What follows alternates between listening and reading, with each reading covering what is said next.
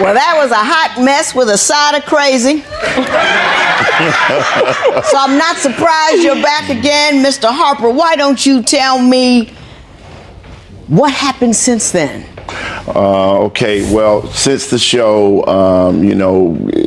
I thought everything was going to be good because, I was in love with Nortrice, and I still am in love with Nortrice. However, since we moved in, once you move in with somebody, that's when you get to know who they really are. And once I moved in with her, I found, slowly but surely that she was very controlling. Explain that to me. Give me some examples of the controlling things that she does. She got control issues, for real though.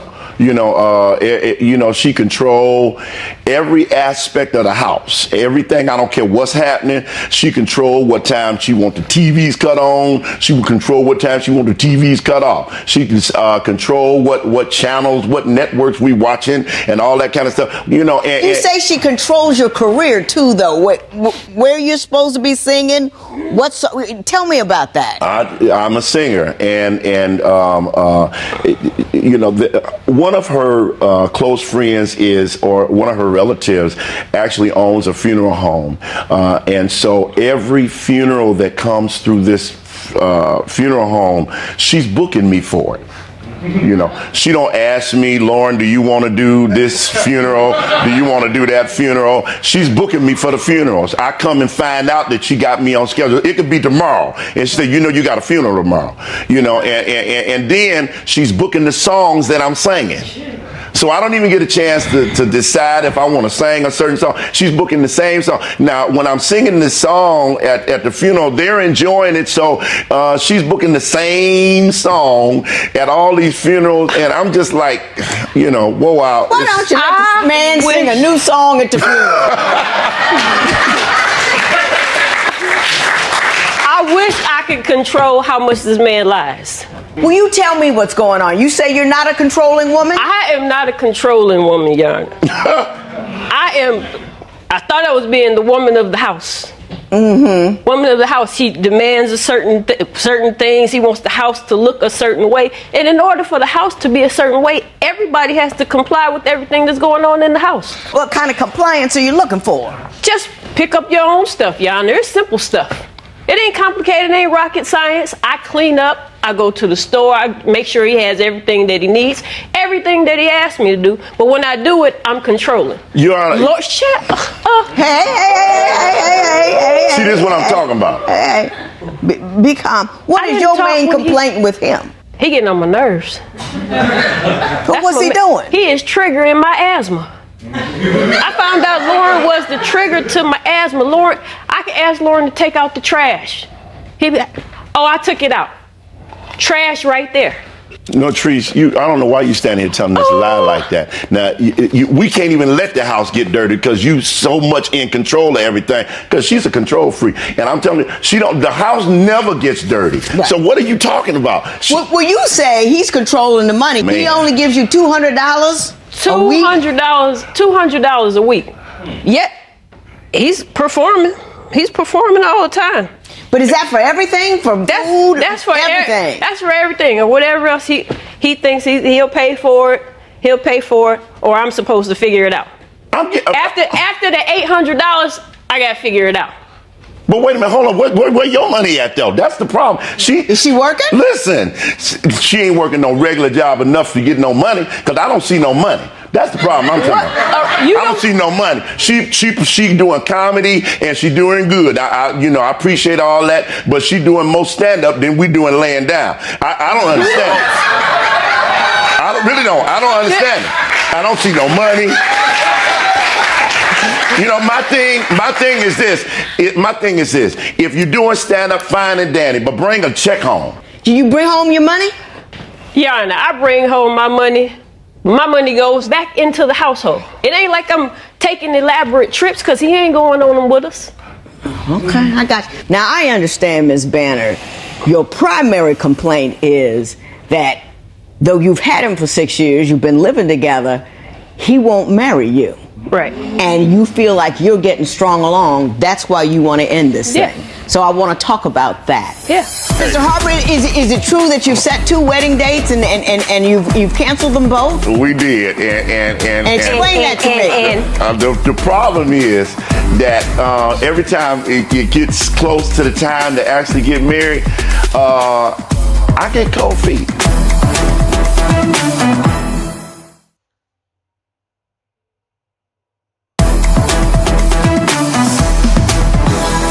Ms. Banner, you say that you think he's stringing you along and won't marry you. Why don't you talk to me about that? Your Honor, after I left here 6 years ago, I left here feeling humiliated, embarrassed, and ashamed. And Lauren promised that after their divorce, we were going to get married. It's been 6 years. We've had 2 wedding dates scheduled. Every time, I got my show coming up. I'm putting my production together. I got to go in the studio, this, that, and the other. He produces these shows and these CDs. Can't produce a wedding, though. Mr. Harper? Can't make that magic happen. Mr. Harper, is it true that you've set 2 wedding dates and you've canceled them both? We did, and Explain that to me. The problem is that every time it gets close to the time to actually get married, I get cold feet. Because she is so controlling. I mean, she's like she's in the passenger seat driving the car. I'm driving the car. She's in the passenger seat. I'm scared. Oh, stop it, please. That was his same song about Deatra. His first What are you His talking first about? wife. Oh, she control when I'm driving down the street. No, Deatra. Did you practice? Do you practice that? Hey, don't argue, Joanne. Why set the dates in the first place? If you felt like she's too controlling, why would you tell her, okay, baby, I'm gonna marry you later? Because she threatened to put me out. She threatened to put me out. And so, I understand that a woman wants to actually have a commitment. I understand all that, and I'm getting older, and I want that. I'm just saying that I want to be sure that the commitment I'm making is for the rest of my life, and that I'm not backing myself in a corner I can't get out of. Hang on. What could she do to get you across that line? What would you need to see her change? If you're in a relationship with somebody, it's a 50-50. It's a give and take. And you got to allow somebody else's opinion to exist. You can't just be controlling your thought, your way or no way. You can't be like that. Even if I'm the husband, I still want to consider my significant other, her thoughts, her opinion. She don't consider none of that with me. She's running everything. I don't like that. I got a problem with that. Well, did you think that giving her a ring would change that? I mean, you're dangling it out there when it seems like nothing that she's doing is making you comfortable in making the commitment. So why dangle the commitment? I mean, because I still You don't want to get put out. You don't want to get. That's the bottom line. As I was asking that question, I realized how stupid it was because you already told me. He already said it. That's the bottom line. The bottom line is he don't want to get put out. What'd you give me the ring for? Oh yes, I did get a new ring. I did get a new ring that I went with him to pick out. So yeah, I know where it came from. And at the time when we bought the ring, everything was wonderful. So it's one of them kind of situations where you think it's gonna work, and everything looks happy, and that's the way it was when we bought the ring. We were doing good. You were doing good, but not so much now. Not so much now. Now I understand that in addition to these other issues, there are issues of infidelity, which I find so hard to believe,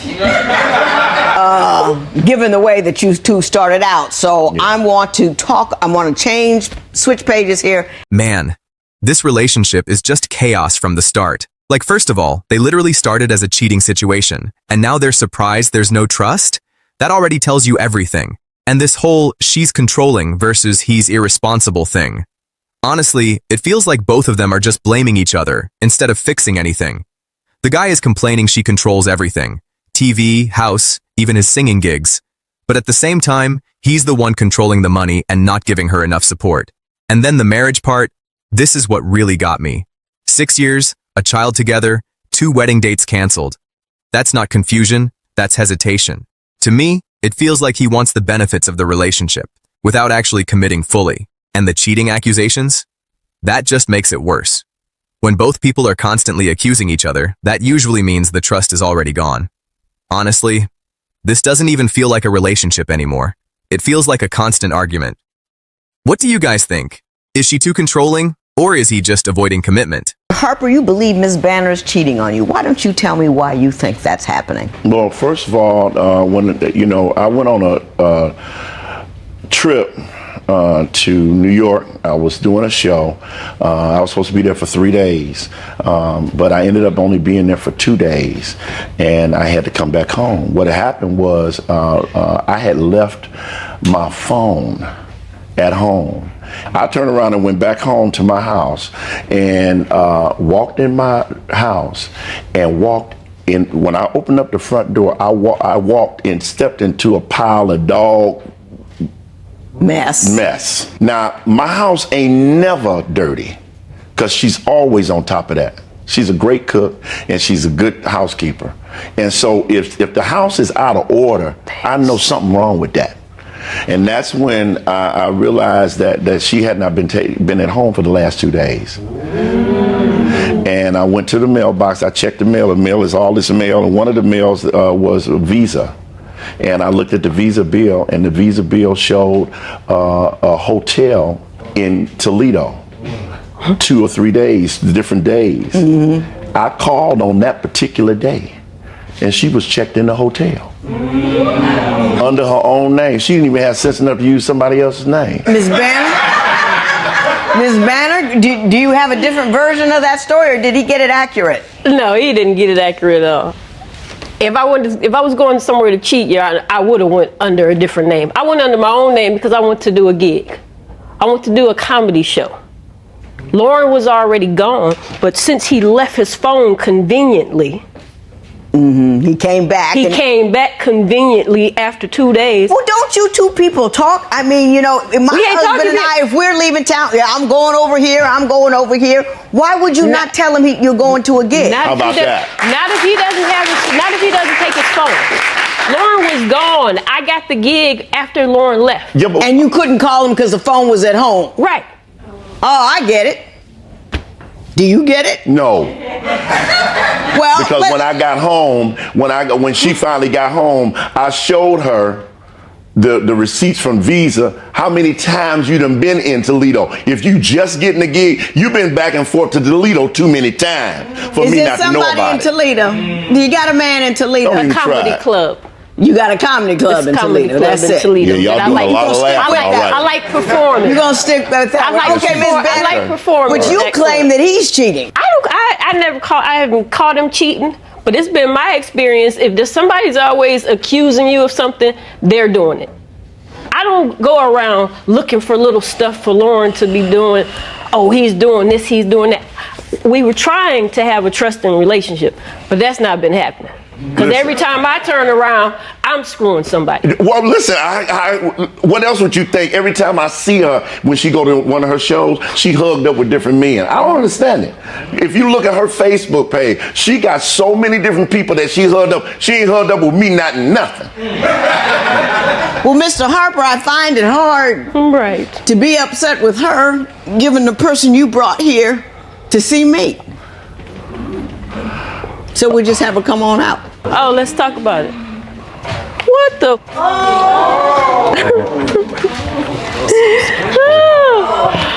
Okay, it all makes sense now. Ms. Hicks. Yes, darling. How are you?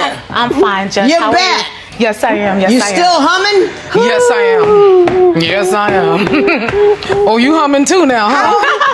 Now we got to figure out how in the world you got back involved in this nonsense. Yes. Mr. Harper, how in the world did you find yourself in between these two women yet again? Okay. Let me explain. What had happened was I was doing a show. I have a show called Spare Change, and I was doing the show. And one of my character that I play happens to come through the audience. And when my character came through the audience, she was sitting in the front row. and I couldn't believe it. I hadn't seen her in a long time. It had been 4 or 5 years. And it was just surprising. You know, it was like, you know, you see somebody from your past and... But you already divorced a woman. Right, but I hadn't seen her. We hadn't talked, and you know, after the show, we went out and did karaoke. We sang, and we kind of just had a good time. And one thing led to another, and ease on back up. Ease on back up. I don't want anybody making any moves that I don't know about. Come on, ease on back up. Everybody stay dressed. Oh, you were okay. No, I'm cool. I didn't know what was happening over there. No, I'm just tying up. So, Ms. Hicks, yes. Can you tell me what possessed you to get involved with him yet again? Well, see, when I saw him that night, I really didn't know that was going to be him in the show, like starring in it like that. And I was really surprised to see him. And I was, you know, I'm over it. I'm like, really, I'm over it. I've moved on. I didn't want to, he just kept calling. He just kept wanting to hang out. He just kept wanting to, you know what I'm saying? I'm in New York. I ain't got nothing to do. So, you know, whatever. We can go do karaoke. We can have some fun. I don't have, you know, I'm single. You know what I'm saying? So I don't have no reason to have to be faithful to nobody or nothing like that, and they ain't married, and when you ain't married, you're single. So you we just went do for it. You know, and I really don't have any allegiance to anyone, so it's not like I wasn't really trying to, you know, pay back or anything. I'm just doing me. I don't even see none of this that's happening. This is too deep. This is too much. This is too far, and we don't have enough time. So I'm going to have to take a recess, pull myself together, and then we're going to go at it again. All right. This matter is adjourned. I'm not gonna lie. This whole situation feels toxic on both sides. Like she says she's not controlling, but the way he describes it, controlling everything in the house, even his career, that's a bit too much. But at the same time, this guy isn't innocent either. He keeps delaying marriage, keeps making excuses, and then acts like he's unsure. After 6 years? That doesn't make sense. And let's be real. When a relationship starts with cheating, it's very hard to build real trust after that. That foundation is already broken. The biggest problem here isn't control or money, it's trust. Once trust is gone, everything else just turns into arguments. And right now, it feels like they're both just staying together out of habit. Not because it's actually working. Honestly, I don't see this ending well unless both of them seriously change.